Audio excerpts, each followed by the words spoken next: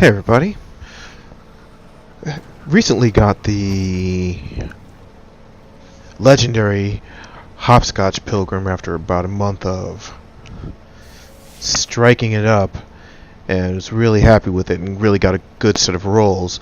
But I wanted to see what was the real difference between stability with different perks. So I came to my favorite testing zone here in the between the moth yards and the steps on the Cosmodrome. So I go to the little exit basin of the one of the ships and line up with that huge water spout.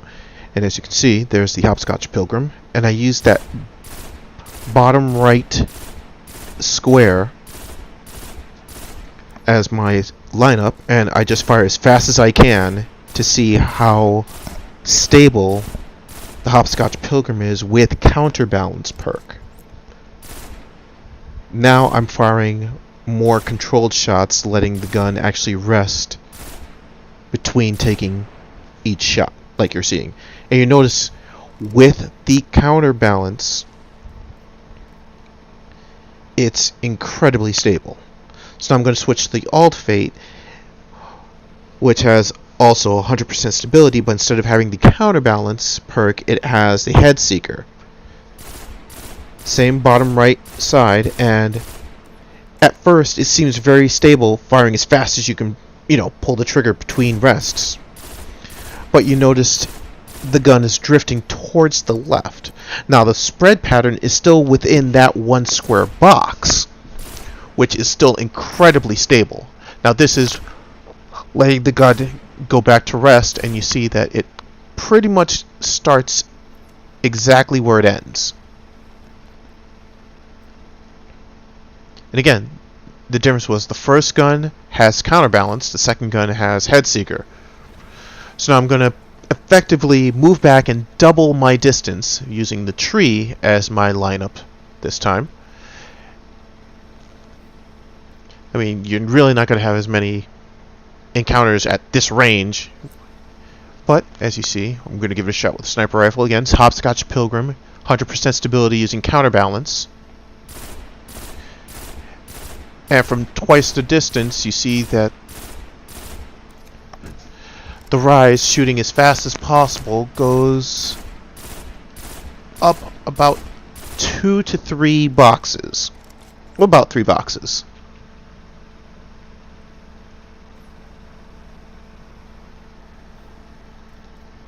Now I'm going to switch to the Alt Fate without the counterbalance stability perk.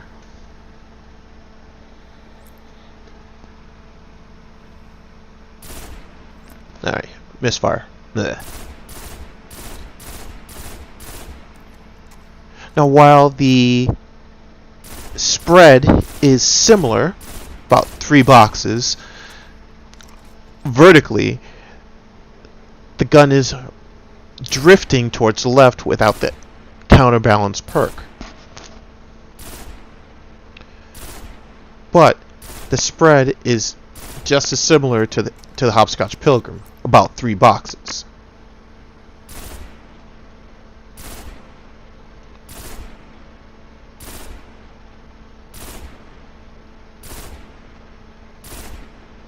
Now, again, that was a set of shots while slowing it down instead of firing as fast as possible.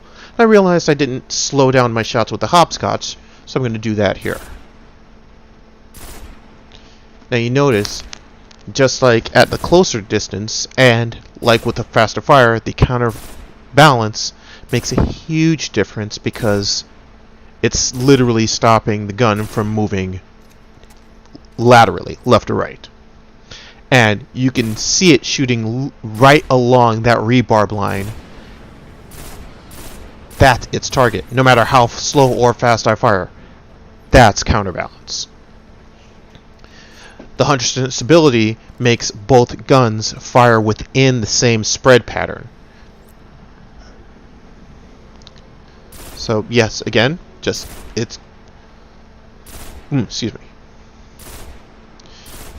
And you notice with the Alt Fate, it's the same spread pattern, consistently tight, especially at the larger range, but without the counterbalance to keep it from moving to the left. That's what you get.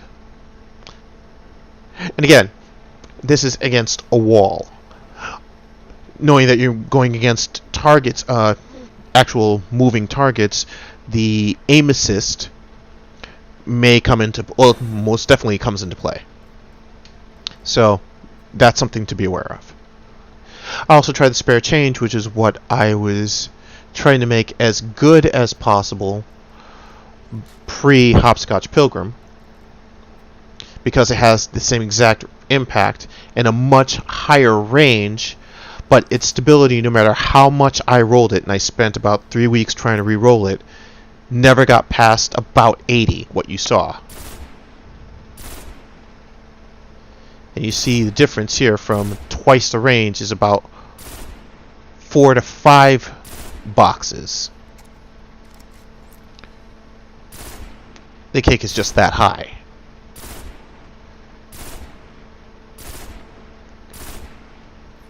It's still pretty stable. It's not going all over the place, but as you'll see in the next... okay, now my headset was talking to me, warning me. But you notice, it's still pretty smooth, but definitely not... It's moving a lot higher. About 1 to 2 boxes higher than the previous two rifles with 100% stability, and spare change has about 80%.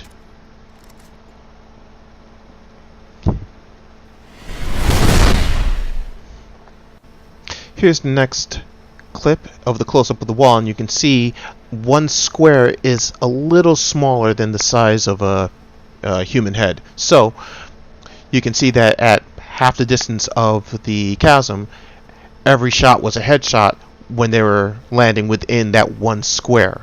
At further distances, the initial shots will be headshots, but the further up you go, the more you're going to miss. Thanks for watching. I really appreciate it.